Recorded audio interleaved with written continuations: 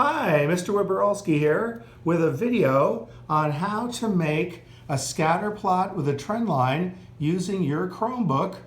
And we'll be using the paperclip exercise, the linear equation exercise that we worked on in class.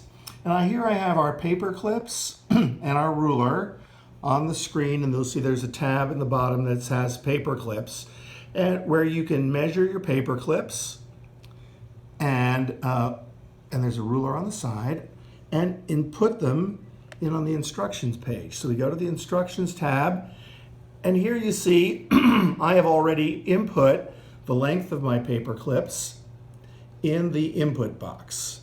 Our input box right here, and great, in our input box. Awesome. Now that I've got my data in my input box, I highlight my chart, highlight my data. I go to Insert in my menu, Insert, and then I insert a chart. And by the way, I'm doing this in a Google Doc. I'm not doing this directly in Excel. I'm doing this in Google Doc, so you could see that even in a Google Doc, it's possible. Chromebook and Google Doc to make a scatter plot. Again, I click Insert. My menu comes up. On the drop down, instead of a chain length with a line, I pick the scatter plot option. Great. Now I've got a scatter plot. Now I come to Customize in my menu. I go to Series. And in Series, oh, there's the trend line option. Great. Oh, look at this. It gives us some more things. And oh, we'll show the R-square value too. I'll talk about that in a minute. Wow, that's a bonus here on the Chromebook. Okay. So now I can come back. I see that I have my scatter plot.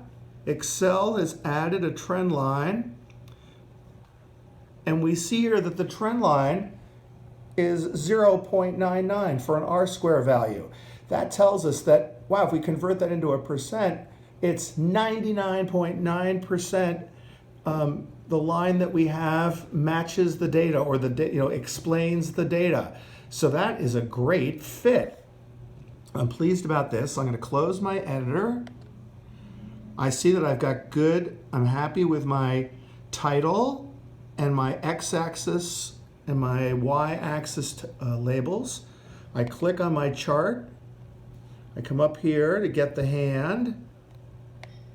I come up here and get the hand. Good, and that allows me to drag it off onto the side where I can, I can then save my work and not have my chart on top of my spreadsheet. Okay, where'd my chart go? It's underneath. Okay, my chart is underneath. Once I move my chart, I'll be all done. Here we go. Let's see if we can get the chart to move. Oh, there we go. Great. I've moved my chart. I can come up here to save my work, and I'm all set. Well, thank you very much. And I look forward to seeing you next time in class.